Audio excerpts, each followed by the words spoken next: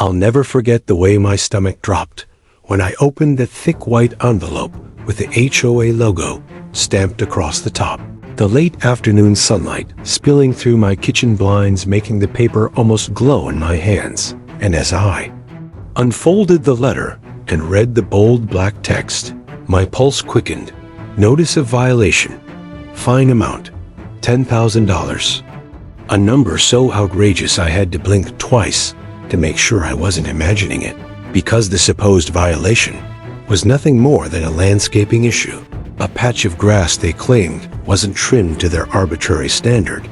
And as I sat there stunned, the phone rang, and it was one of the board members smugly reminding me to pay promptly to avoid further penalties.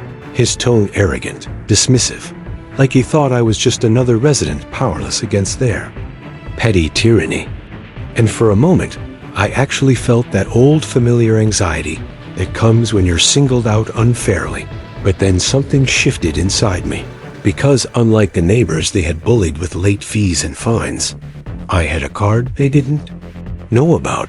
A card I carried not in my wallet, but in my very identity.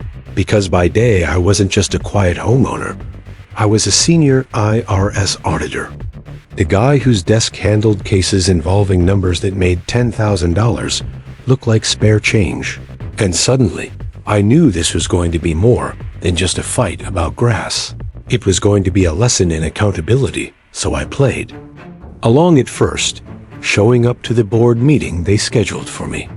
Walking into that bland beige conference room, where 5 members sat behind folding tables stacked with binders, their faces smug and satisfied, whispering to each other like they'd already won. And as the chairwoman, with her thick glasses and fake smile, announced that I owed $10,000 and had no grounds for appeal, the others nodded as if this were the final word. But I leaned back in my chair, studying them, letting the silence build, and then I said slowly, "That's a very large fine for grass." And when she smirked and replied, "The HOA sets the rules, and you either comply or you pay," I pulled out my own folder, a crisp manila file filled with printouts, and began laying sheets across the table.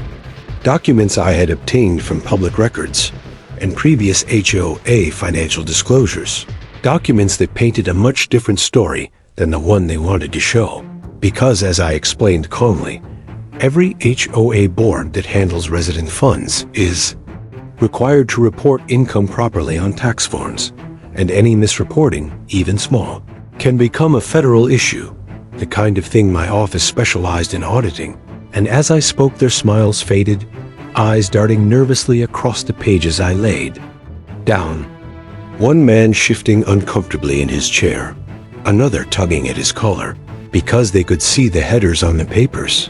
IRS codes and forms they probably never expected a resident to bring to a meeting. And then I leaned forward, dropping the revelation like a gavel.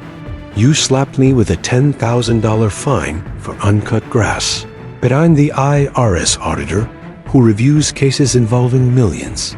And looking at your filings, I see discrepancies that make your grass complaint look like a distraction from something much bigger." And the room went silent, the air thick with fear, the chairwoman's fake smile evaporating into a tight grimace, her voice trembling as she tried to dismiss my claims. But I could hear the panic behind her words, and I pressed further, explaining that if they wanted to proceed with enforcing this fine, I would have no choice but to open a review into their books.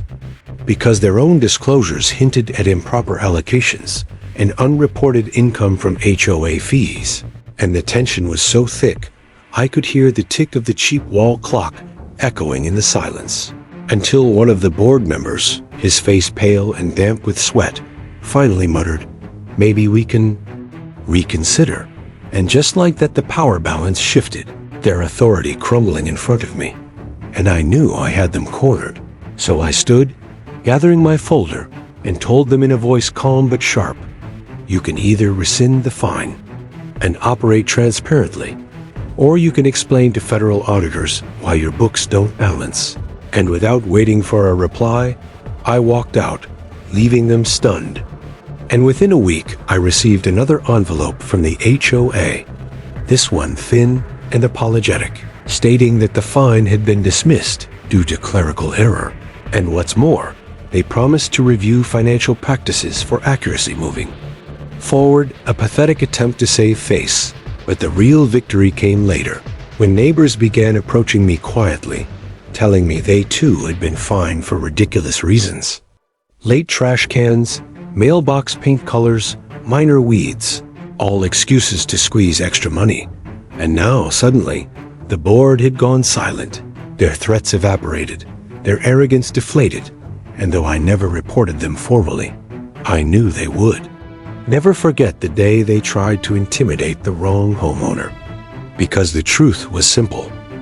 They played with small numbers, but I lived in a world of big ones. And while they thought they could bury me under a $10,000 fine, I reminded them that justice, like math, has a way of balancing itself.